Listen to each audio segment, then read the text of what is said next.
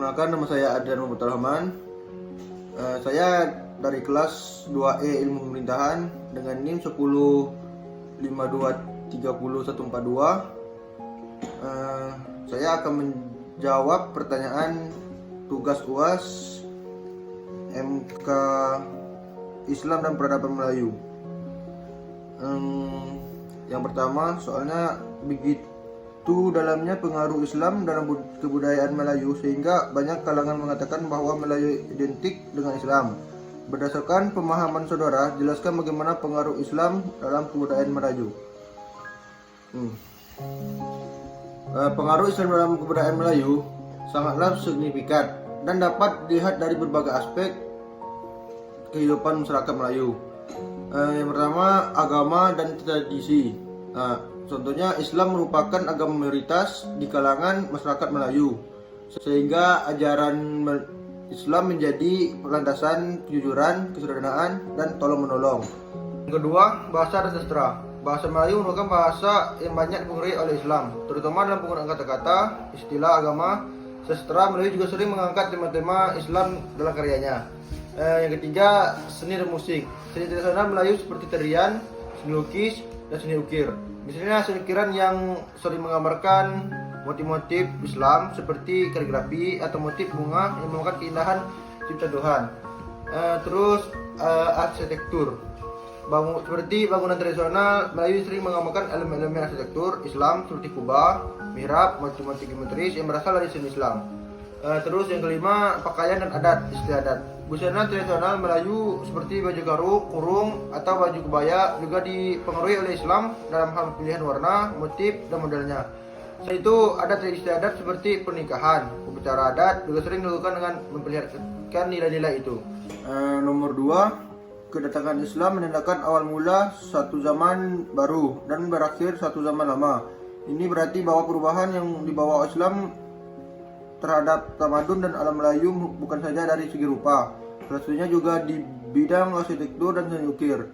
Berikut contoh perubahan yang dibawa oleh Islam terhadap Melayu dari bidang arsitektur.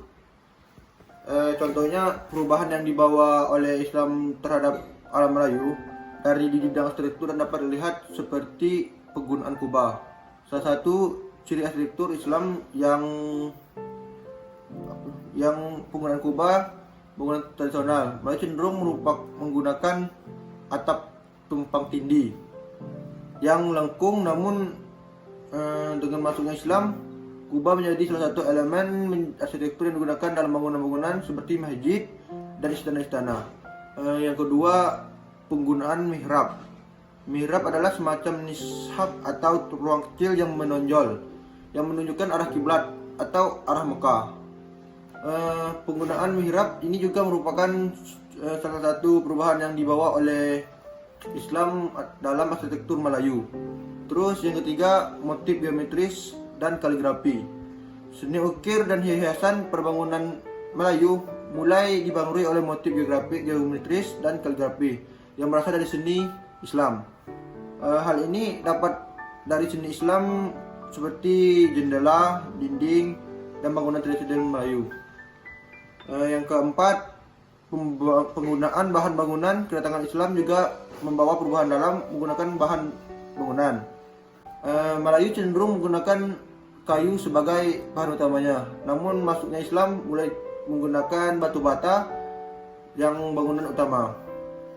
Terus saya akan menjelaskan nomor 3. Jelaskan maksud dari pepatah adat yang berbunyi adat bersendi syarak, syarak bersendi kitabullah. Yang ketiga, contohnya pepatah adat yang berbunyi atau adat bersendi syarak, syarak bersendi kitabullah memiliki makna bahwa adat istiadat tradisi yang dijalankan oleh masyarakat harus selaras dan sejalan dan hukum agama atau syarak. Di sisi lain juga haruslah sesuai dengan ajaran yang terdapat dalam kitab suci agama atau kitabullah. Dengan kata lain, pepatah ini menemukan pentingnya keselarasan antara adat istiadat dengan ajaran agama Islam. Jika adat istiadat tersebut bertentangan dengan hukum agama maka tersebut ditinggalkan. Begitu pula hukum agama juga konsisten dengan ajaran yang terdapat dalam kitab suci. Pepatah ini mencerminkan prinsip bahwa ajaran agama Islam menjadi pedoman utama dalam kehidupan masyarakat, termasuk dalam hal adat istiadat, hukum yang diterapkan. Dengan demikian, pepatah ini menekankan pentingnya keselarasan antara adat, hukum, agama, dan ajaran kitab suci agama sebagai kehidupan masyarakat. Terus yang keempat, saya akan menjawab pertanyaan keempat. Agama Islam pertama kali tiba di Myanmar pada tahun 1055. Berdasarkan pemahaman saudara, silakan saudara jelaskan bagaimana sejarah dan dinamika maksudnya Islam di negara Myanmar. Nomor 4. Maksudnya Islam di negara Myanmar, termasuknya Islam di Asia Tenggara, kebanyakan membawa oleh pedagang. Akan tetapi di Myanmar bukan cuma pedagang, Islam masuk Myanmar juga dibawa oleh imigran, juga dibawa oleh imigran dari India, yang mana imigrasi itu tersebut atas dasar pendudukan Inggris. Atas dasar pendudukan Inggris di India, kemudian pada tahun 1824 Inggris berhasil mendudukan Burma. Terus saya akan menunjukkan nomor 5. Sejarah masuknya Islam di Jambi tidaklah tunggal. Teori berasal dari Arab, teori Persia, dan teori India. Bahkan Hadratul Maut Yaman menjadi wacana tentang masuknya Islam di Jambi menjadi kaya. Bahkan tutur di tengah masyarakat juga menyebutkan Islam berasal dari Turki. Jelaskan bagaimana sejarah masuknya Islam di Jambi. Sejarah masuknya Islam di Jambi tidaklah tunggal.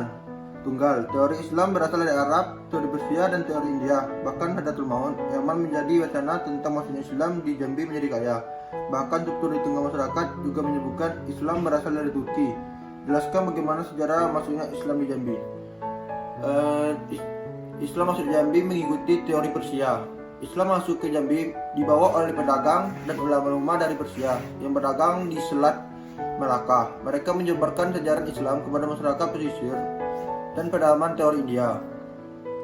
Islam masuk ke Jambi dibawa oleh para pedagang dan ulama dari India yang berdagang di Selat Malaka. Sekian dari jawaban saya. Assalamualaikum warahmatullahi wabarakatuh. Audio Jungle.